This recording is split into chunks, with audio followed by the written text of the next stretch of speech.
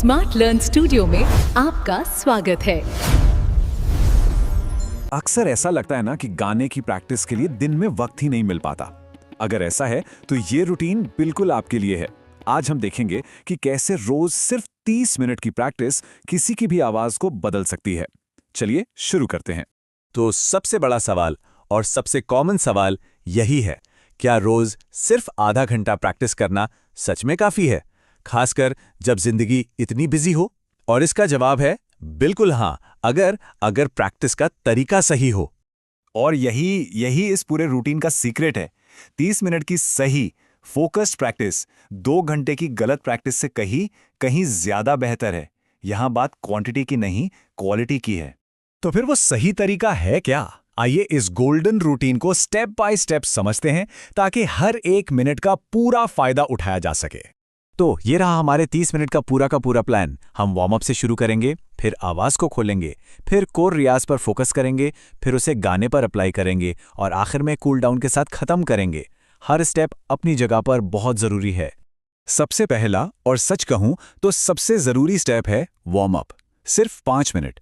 इसमें 2 minute humming, 1 minute lip ट्रिल और 2 minute सांसों की एक्सरसाइज। एक बात याद रखनी है, इसे छोड़ना मतलब पूरे रियाज पर पानी फेर देना है। और इसका फायदा सिंपल है।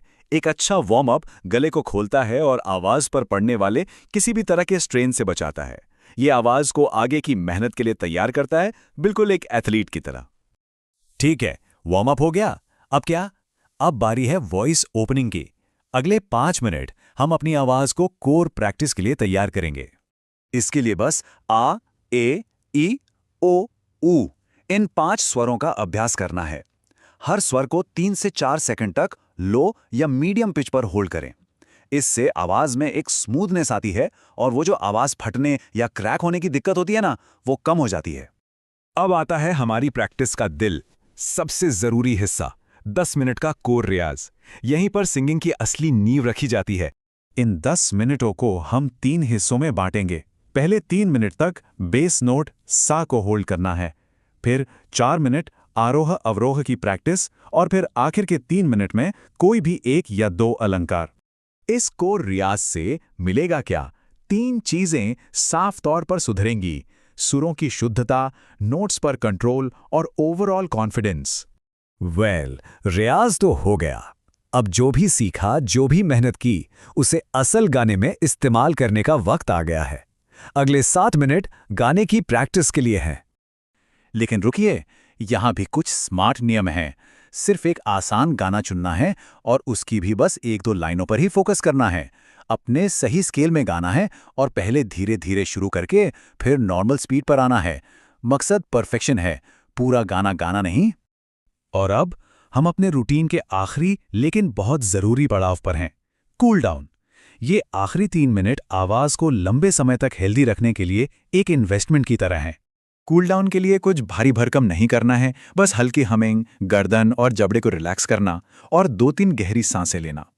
इसका सीधा सा फायदा यह है कि गला जल्दी थकेगा नहीं और अगली प्रैक्टिस के लिए हमेशा तैयार रहेगा। तो एक बार फटाफट से देख लेता है, ये है हमारा पूरा 30 मिनट का रूटीन एक नजर में।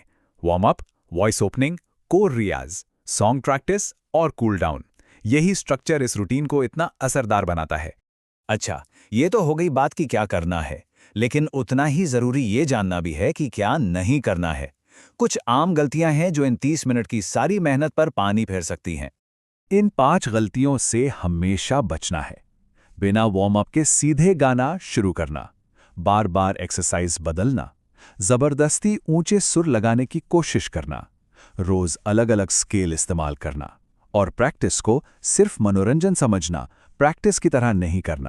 तो सोचिए, अगर इन गलतियों से बचकर इस रूटीन को लगातार बस 30 दिन तक किया जाए तो क्या होगा। चलिए देखते हैं कि इसके क्या नतीजे मिल सकते हैं। सिर्फ 30 दिन की लगातार प्रैक्टिस से आवाज साफ हो जाएगी, सुर ज्यादा देर तक स्टेबल रहेंगे और कॉन्फिडेंस भी बढ़ेगा। ये वो ठोस बदलाव हैं जिनकी उम्मीद की जा सकती है। और अब इस पूरे रूटीन का सार, वो एक गुरु नियम जो हर असरदार प्रैक्टिस की जान है। ये लाइन बहुत गहरी है। कम समय की प्रैक्टिस तभी काम करती है जब हर मिनट का मकसद साफ हो। ये सिर्फ टाइम पास करने के बारे में नहीं है, बल्कि उस समय का सोच समझकर इस्तेमाल करने के बारे में है। तो यहां से ले जाने वाली सबसे बड़ी सीख क्या है? बस इतनी सी कि अपने 30 मिनट का इस्तेमाल एक मकसद के साथ करें और फिर आपकी आवाज खुद अपने सुधार की गवाही देगी। और अब जाते जाते एक सवाल, अपनी अगली प्रैक्टिस को और असरदार बनाने के लिए वो एक छोटा सा बदलाव क्या हो सकता है? इस पर सोचिएगा जरूर।